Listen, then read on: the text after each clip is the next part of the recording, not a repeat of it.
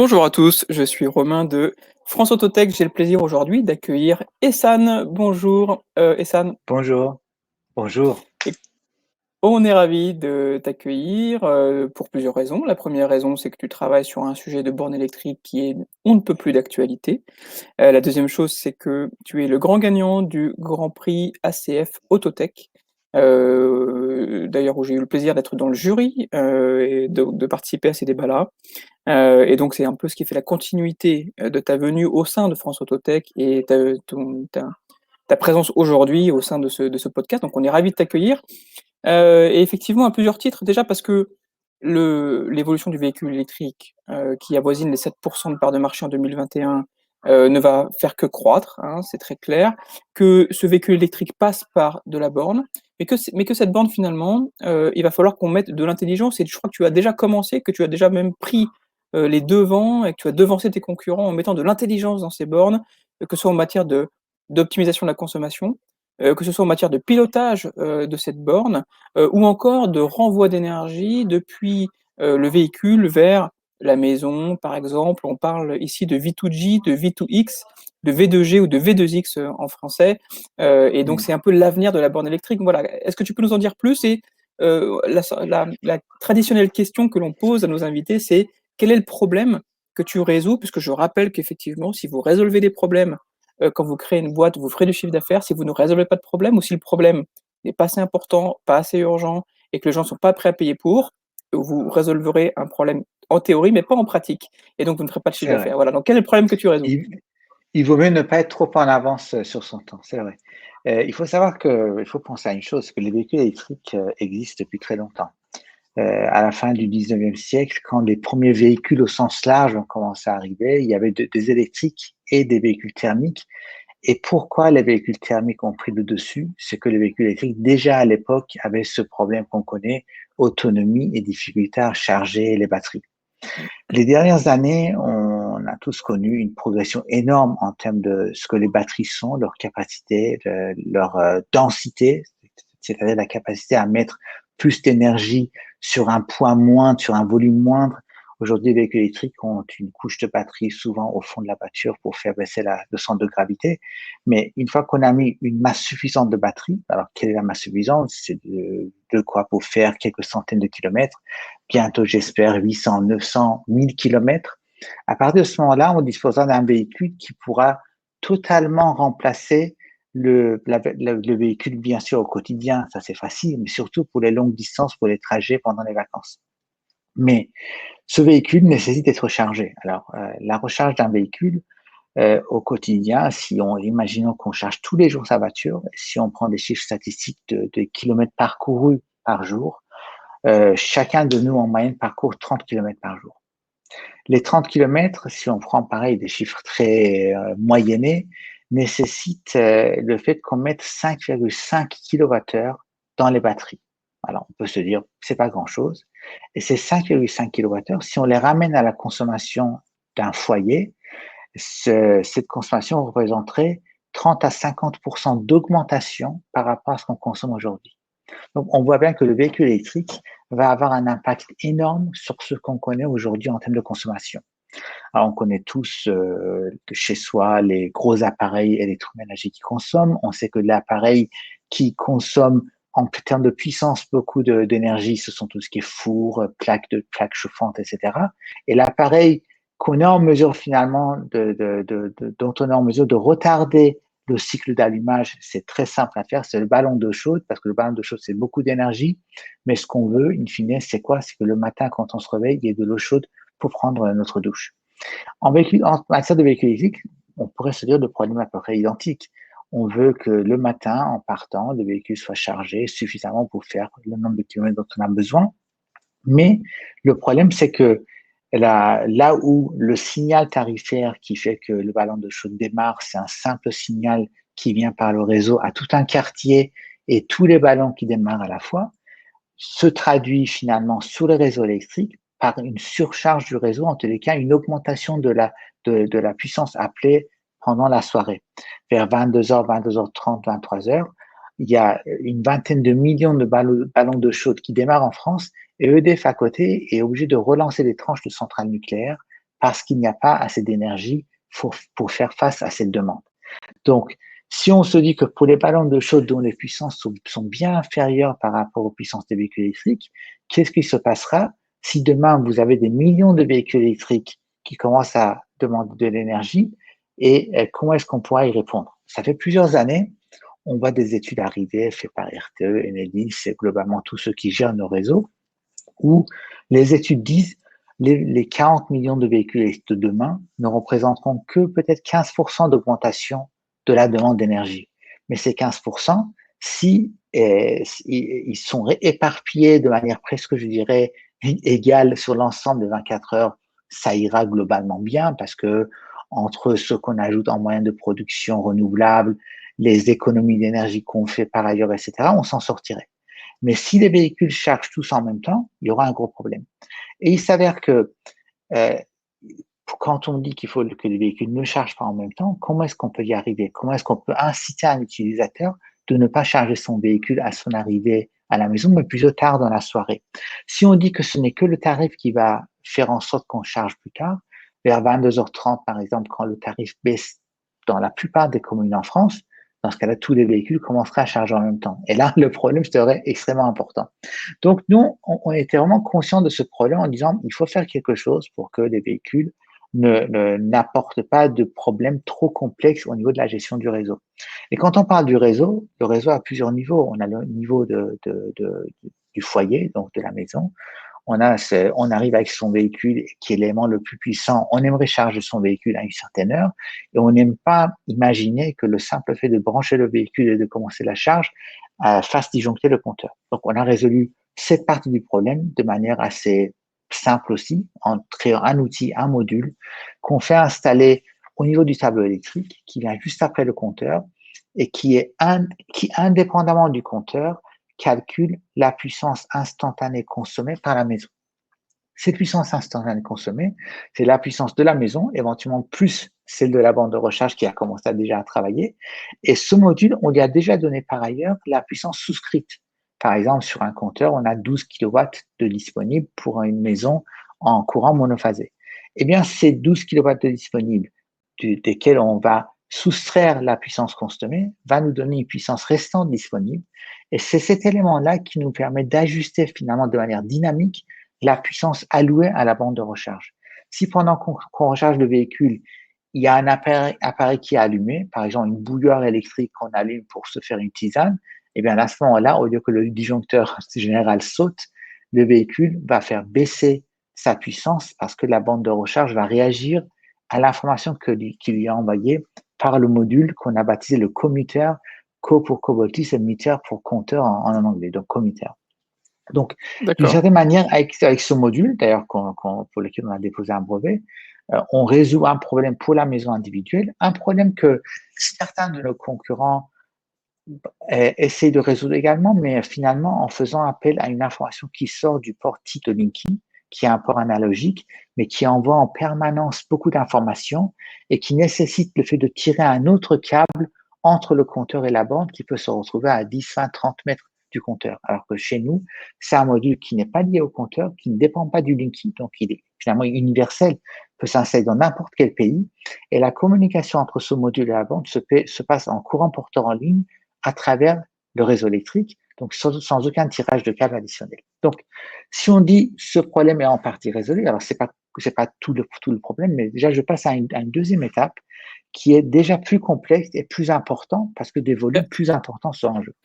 Avant que tu enchaînes, tout ça effectivement est très intéressant. Ce sont des vraies problématiques qui vont se poser, qui sont des problématiques industrielles.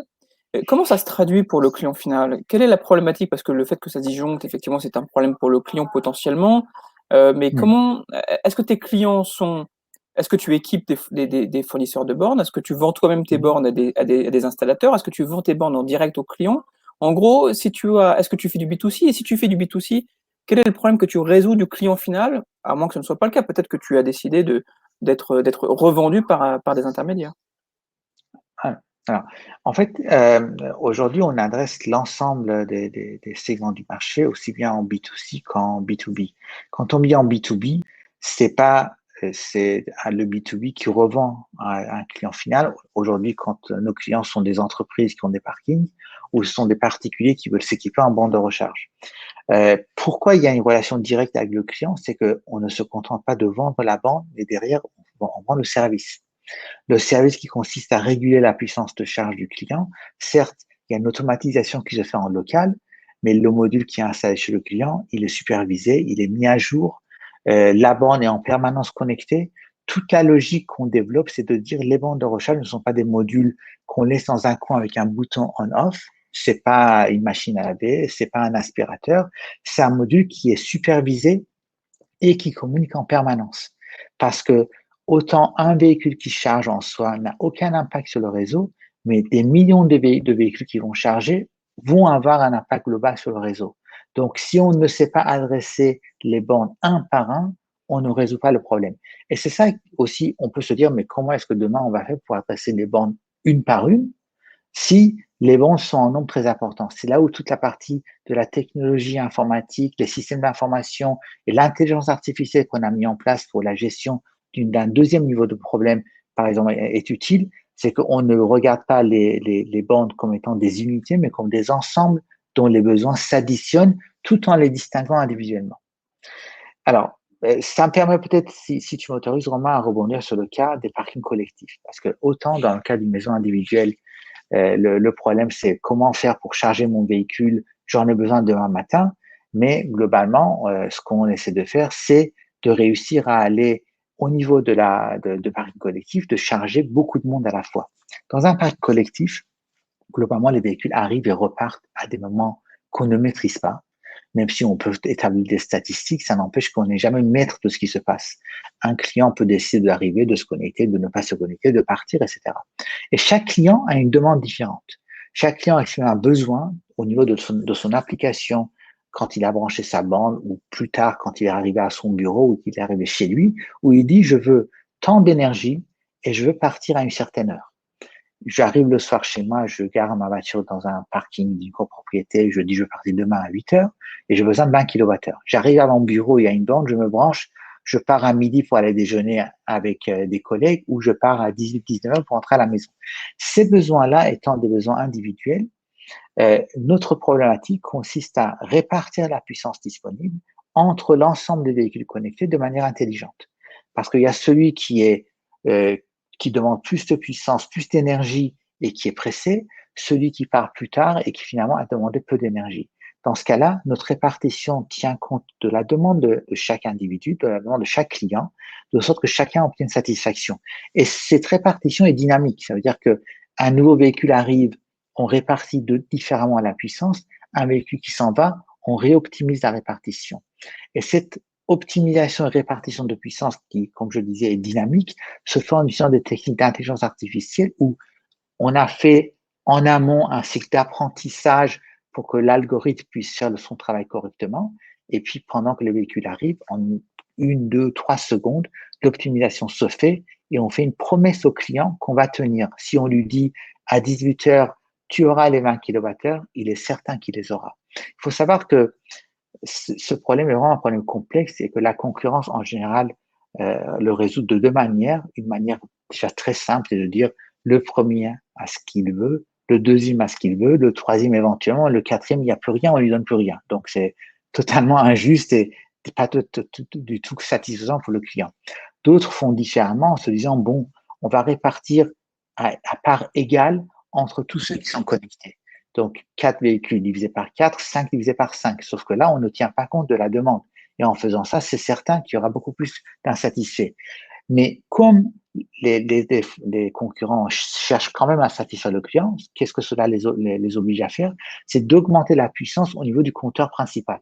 Donc, nous, étant donné qu'on fait finalement du surbooking temporel, on arrive à avoir un compteur avec une puissance beaucoup plus raisonnable, avec un nombre de clients beaucoup plus important qu'on arrive à satisfaire.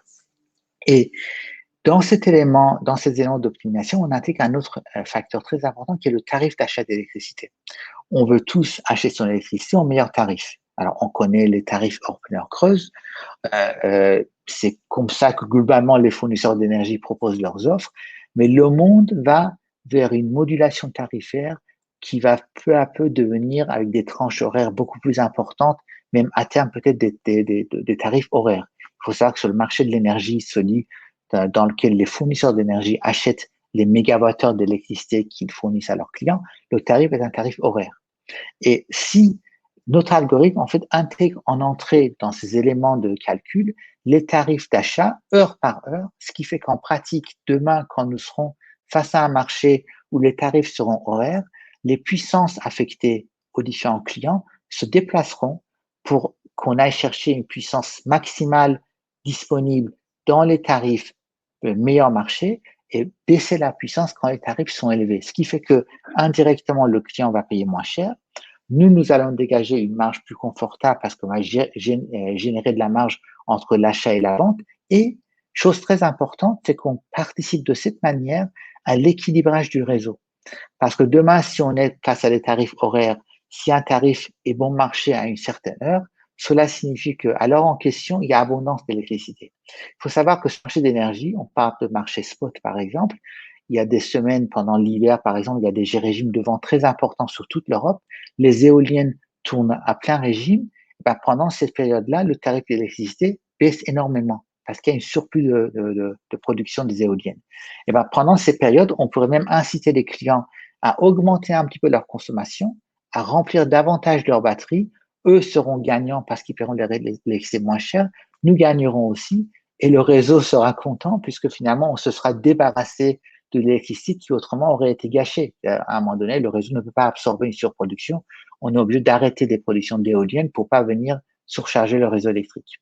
Et parce que je rappelle que l'électricité ne se stocke pas et qu'effectivement, il y a Difficilement. un vrai Voilà. sujet, voilà, il y a un vrai sujet de Complètement. répartition de l'électricité et du coup, alors c'est très intéressant effectivement parce que, tu t'adaptes à chaque fois enfin, à la fois à la demande et tu peux effectivement aussi intégrer une temporalité et un marché Mm. finalement avec un cours de l'électricité et du coup, est-ce que Mm. tu pourrais toi, et aussi devenir broker finalement? Parce que un, tu prends une marge sur l'électricité que tu distribues et 2, tu pourrais aussi répartir l'électricité qui est stockée en surplus dans les véhicules pour après les dispatcher, soit à la maison, Oui, soit aux autres, automobilistes. c'est tout à fait le cas. En fait, c'est vrai que dans cette position, on a intérêt à participer à un marché dynamique et pas statique comme l'est aujourd'hui le marché juste où on est client d'un fournisseur d'énergie avec une base tarifaire hors pleine heure creuse. Et c'est vrai que si on est capable d'acheter de l'électricité sur le marché à des tarifs horaires, on peut en tirer avantage et faire bénéficier les clients aussi puisque bah, il faut qu'il y ait un partage de valeur. Et effectivement, chose très importante, et c'est vraiment l'élément qui fait que les véhicules électriques vont être non seulement on résout un problème en apportant ce genre d'algorithme, mais également les véhicules en soi vont pouvoir apporter une solution pour un grand phénomène, un grand problème du réseau électrique au sens large, sont les phénomènes d'heure de pointe. Quand on parle d'heure de pointe, cela signifie que bah, il y a une grosse consommation, une grosse demande d'électricité, et ceux qui aujourd'hui créent l'ensemble des éléments de production sur un réseau sont obligés de quelque part de créer le réseau, de designer le réseau en fonction de ces heures de pointe. On ne veut pas imaginer que l'hiver, quand il y a une nuit très froide, que parce que les gens se chauffent beaucoup, que le réseau complètement tombe en rade et les choses s'arrêtent. Donc, celui qui design le réseau doit penser à l'extrême. Mais le problème, c'est qu'en pensant à l'extrême, pendant ces heures de pointe, et on a tous les soirs des heures de pointe, on appelle les heures de pointe du soir, justement, c'est quand les gens rentrent chez eux jusqu'au moment où ils vont dormir. Ce phénomène d'heures de pointe, pour pouvoir y répondre, on est obligé de faire démarrer, les producteurs finalement font démarrer des centrales thermiques, c'est-à-dire qu'en fait, à côté de chaque centrale solaire ou éolienne, on demande à mettre également des turbines à gaz, parce que quand il y a une variabilité de production d'énergie sortant du solaire ou d'éolienne, on est obligé de compenser tout ça avec des turbines à gaz. Quand le soir, il y a une augmentation de la demande et quand finalement les centrales nucléaires n'arrivent plus à donner la puissance nécessaire, pareil, on fait démarrer des centrales à gaz. Ce qui veut dire que les heures de pointe sont des moments les plus producteurs, émetteurs de CO2. Donc, ce que peut faire le véhicule électrique, c'est finalement ce que peut faire le stockage au sens large. Alors, pour juste dire pour le stockage, l'élément le plus ancien, le plus intéressant qu'on connaît en termes de stockage sont les barrages. Les barrages, on stocke de l'énergie potentielle et on les vide pour les transformer en électricité. Dans les Alpes, en fait, il y a parfois des barrages en escalier La nuit, quand il y a une faible demande, on fait pomper de l'eau d'un barrage en bas pour les mettre au barrage d'en haut et on les vide le lendemain quand on a besoin de générer de l'électricité additionnelle. Eh bien, les véhicules, finalement, c'est des masses de batterie qui ne roulent pas 90 à 95% du temps.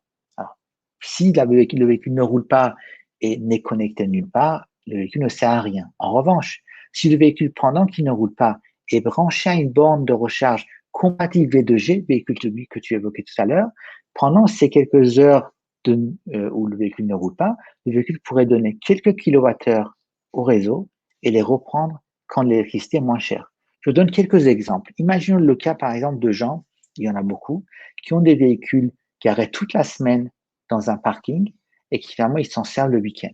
On peut imaginer que pendant les jours de semaine où le véhicule est garé, une fois par jour, deux fois par jour, on leur prenne un peu d'électricité et qu'on leur remette l'électricité le soir quand l'électricité est moins chère. En fait, en faisant ces petits allers-retours, non seulement on n'abîme pas la batterie, mais on peut même contribuer à prolonger la durée de vie de la batterie parce qu'on prend de petites quantités. C'est le Et covoiturage, c'est le covoiturage de l'électricité. d'une certaine manière, oui. Tu partages ta voiture et en fait Tu tu deviens donnes quand c'est cher et tu prends microproducteur. quand c'est pas cher. Voilà, tu C'est deviens ça, tu es microproducteur de ou un l'électricité. Exactement. micro-broker électricité, voilà. Et là, l'autre élément, c'est que tu peux par exemple dire, moi je vais au bureau, je branche ma voiture au bureau, je sais que dans la journée, il y a beaucoup d'énergie solaire. Il se peut que l'énergie solaire qui vient dans les parkings du bureau, l'énergie électrique vienne de centrales solaires ou dans centrales éoliennes. Donc, quelque part, je mets de l'énergie renouvelable dans mon véhicule. Le soir, je rentre chez moi, je branche mon véhicule à ma borne de recharge et pendant ces quelques heures d'heures de pointe de soir, que chacun de nous créons à notre niveau, puisqu'en rentrant chez nous, on crée le phénomène d'heure de pointe de soir, eh bien, le véhicule, pendant ces quelques heures, mon véhicule va donner quelques 5 kWh par exemple. Il faut savoir que sur la journée, sur les 24 heures, un foyer consomme dans les 11 kWh. Un véhicule électrique, c'est 50 kWh de batterie pour les véhicules moyens, on va dire aujourd'hui, comme les Citroën, Peugeot, Renault, Zoé, etc. La Renault Zoé, c'est 52 kWh par exemple. Eh bien, en prenant 10% de la capacité d'une Renault Zoé, on est capable de fournir l'électricité nécessaire pour passer l'heure de pointe du soir. Et on n'abîme pas la batterie en faisant ça. Donc finalement, le véhicule résout un double problème, c'est que dans la journée, quand il y a un surplus de production d'énergie renouvelable, au lieu de perdre ces énergies, on le stocke. Et le soir, au lieu de faire marcher des turbines à gaz parce qu'on est en surdemande de production, eh bien, on utilise de l'électricité qu'on a emmagasiné le matin dans le véhicule d'origine renouvelable. Donc, très, très, très directement, on fait diminuer l'émission de CO2, des émissions de CO2 associées aux turbines à gaz qui auraient émis l'énergie le soir. Et finalement, D'accord. on aplatit la courbe de production et on résout un gros problème. En fait, ces phénomènes de dire on déplace l'énergie d'un moment à l'autre de la journée, c'est quelque chose auquel les gens réfléchissent depuis très longtemps. Ça se fait même dans le domaine, par exemple, tout ce qui est climatisation. On stocke du froid la nuit quand on a un surplus d'électricité et que l'électricité n'est pas chère. On rend le froid dans la journée quand l'électricité est chère et qu'il fait chaud. Et ben la même chose pour l'électricité. Ben, on peut le stocker. Comme tu disais, l'électricité ne se stocke pas facilement, mais heureusement, ça se stocke dans les batteries des véhicules et il va en avoir de plus en plus. Et c'est dommage que ces batteries ne servent à rien et soient juste là en alourdissant les véhicules et en roulant 5% du temps. Oui, oui, tout à fait. Alors c'est vrai qu'on a connu, c'est un bouleversement important quand même, toute cette électrification du parc automobile, cette obligation de s'équiper en batterie. D'ailleurs, on voit qu'aujourd'hui, c'est un peu le goulot d'étranglement, c'est ce qui freine, en partie la vente de Mm. véhicules électriques.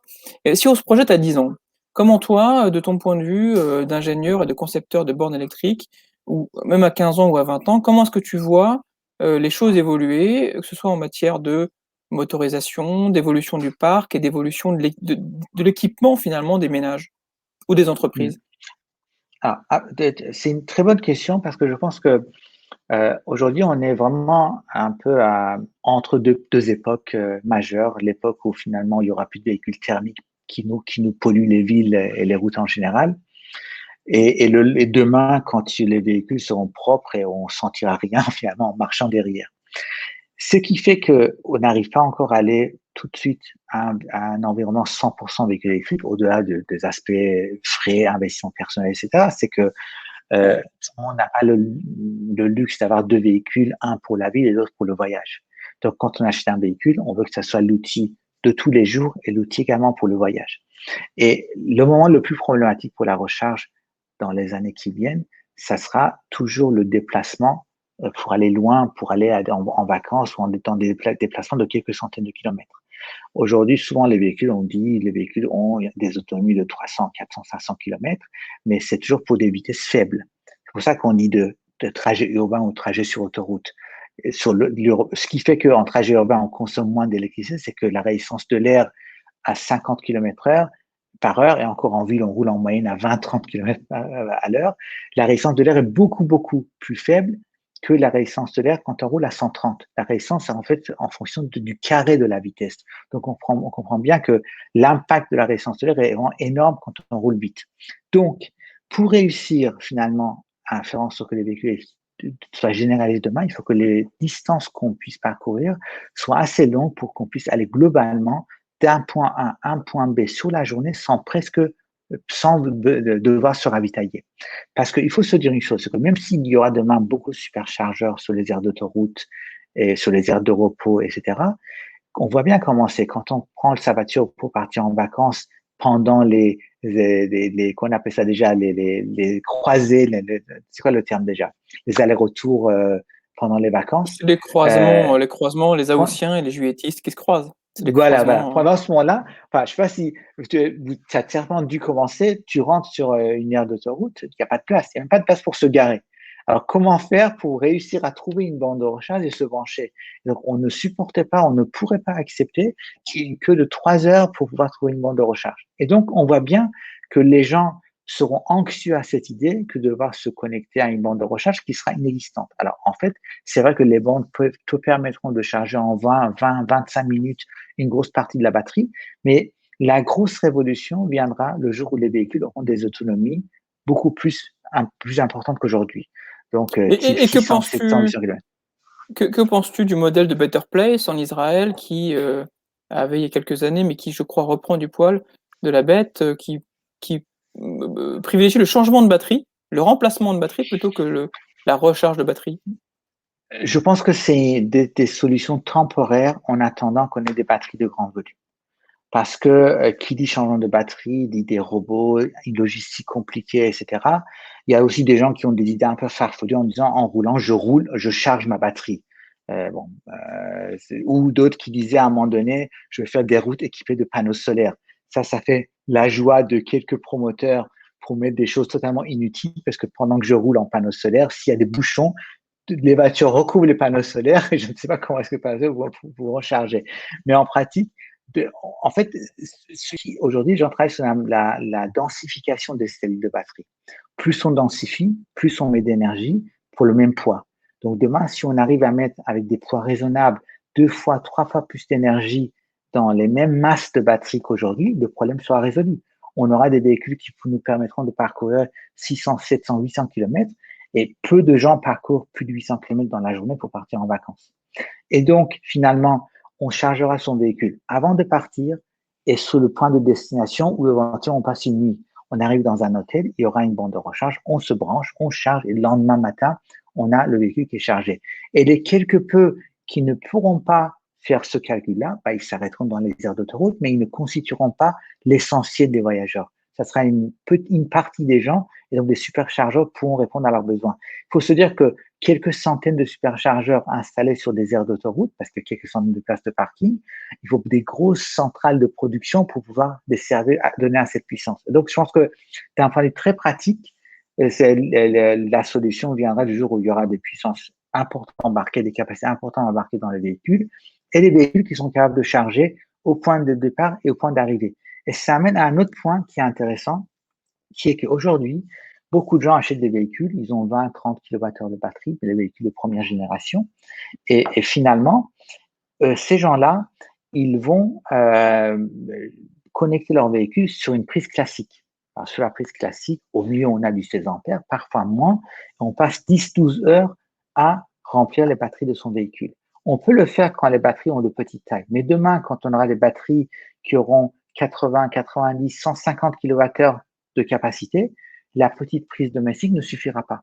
Donc, il va falloir que les infrastructures de recharge qu'on met en place soient capables de donner une puissance plus élevée que la petite prise domestique. Et c'est en ça que euh, nous, par exemple, quand nous mettons en œuvre une infrastructure de recharge dans un immeuble, que ce soit d'habitation ou de bureau, on prévoit systématiquement de quoi pouvoir faire passer une puissance de 22 kilowatts par bande de recharge. On ne va pas donner en parallèle 22 kilowatts à chacun. Comme je disais, on fait de l'optimisation. Mais un véhicule à un instant T, s'il n'y a pas trop de véhicules en train de charger en même temps avec les mêmes priorités, aura ces 22 kilowatts de puissance. Ce qui fait que finalement, avec cette méthode de répartition et des chargeurs prévus pour l'avenir, on sait que nos bandes de recharge, avec les installations qu'on réalise, vont pouvoir résister à cette augmentation de demande de puissance que les gens auront. C'est certain que les prises domestiques qui aujourd'hui suffisent, demain ne suffiront pas, mais celui qui veut charger son véhicule avant de partir en vacances chez lui ou son bureau, avec une vraie bande de recharge pourra le faire, et puis il le rechargera à l'arrivée à destination. OK, je comprends. Alors, je vois que tu es vraiment très passionné par ton sujet. On approche de la fin de cet échange. Moi, ce qui m'intéresse aussi, c'est de voir un peu comment est-ce que vous fonctionnez en interne, Mmh. chez Covoltis. Comment est-ce que, j'imagine qu'il y a une majorité d'ingénieurs, de développeurs, mais j'imagine que tu as aussi, des gens qui s'occupent du développement commercial, un petit peu de marketing. Mmh. Comment vous êtes organisés? Mmh. Alors, alors physiquement, on est où? On est à Montrouge, à la pépinière d'entreprise de Montrouge. Donc, la mairie de Montrouge nous a fait confiance dès la création de la société. Donc, on a commencé par un petit bureau, après ça a grandi, ça a encore grandi, etc.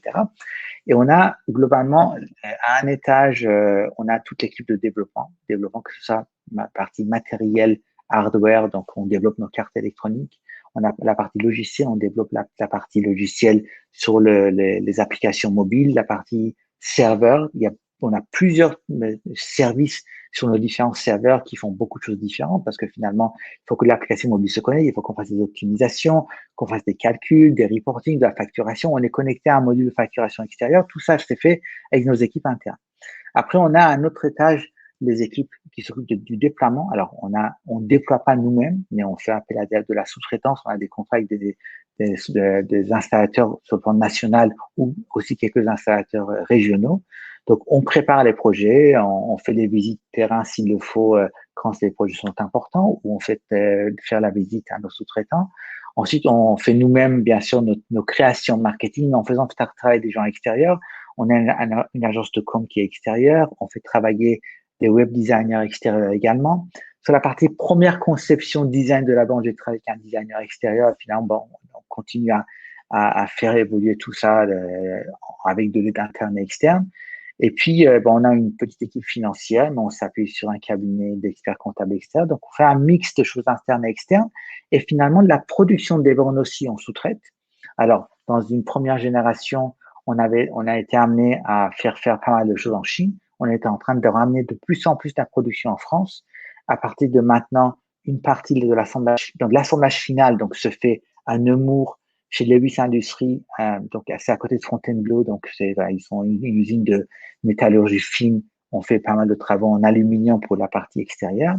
Et à partir de la fin de l'année, on va faire produire des cartes électroniques chez des sous-traitants en France. Il y en a un qu'on a choisi déjà, dont je ne le nomme pas encore parce que la production n'est pas encore lancée, mais quand le moment viendra, j'en parlerai. Mais en Bretagne, globalement, on a beaucoup de sous-traitants. On a aussi un sous-traitant de cartes électroniques à Valence. Et donc, à la fin de l'année, la version 2 de notre borne intégrera de l'intelligence forcément venant de notre création, la production qui sera faite également en France et l'assemblage également en France. Donc, on aura un produit qui va être totalement français et européen. Je dis européen parce que c'est totalement français, mais avec juste peut-être quelques pièces plastiques qui viendront de part et d'autre, mais le 90% de la valeur sera créée localement en France. Bon, Et bah, très puis, bien. C'est très bien d'être commercialement, français et européen. absolument. Et commercialement, après, tu me posais la question. Donc, on a une équipe interne qui fait la conversation. On a un centre d'appel qu'on a monté en propre, cette fois-ci donc à l'île Maurice, pour pouvoir étendre la taille du centre d'appel à moindre coût et de manière un peu plus, je dirais, simple, avec l'ambition aussi d'aller dans d'autres régions, avec la capacité de gérer des tranches horaires différentes. Et globalement, donc, nos commerciaux, soit c'est des appels entrants pour les particuliers, soit on part de bouche à oreille avec des grands comptes, mais on arrive à avoir pas mal de prospects on a aujourd'hui des bornes, beaucoup de bornes installées. On a quelques 250 bornes déjà installées. On essaie d'atteindre les 1000 bornes installées pour la fin de l'année. Et puis, bah, on espère d'ici 1 an et demi être sur un rythme encore plus important puisque le monde des véhicules électriques est en pleine croissance. On aura vraiment la vitesse max dans les 5-6 années qui viennent. On aura, je dirais, à peu près 10-15 années de grands déploiements devant nous. Donc, je pense que c'est un marché où on a notre place puisque notre borne a été primée, comme tu disais au départ, par le Grand Prix automobile Club de France Autotech et que c'est une manière aussi, une reconnaissance de ce qu'on représente, de la technologie embarquée, de la vision qu'on a sur l'évolution du marché. Et puis, il y a pas mal d'autres choses que j'aimerais pouvoir annoncer, mais c'est un peu trop tôt.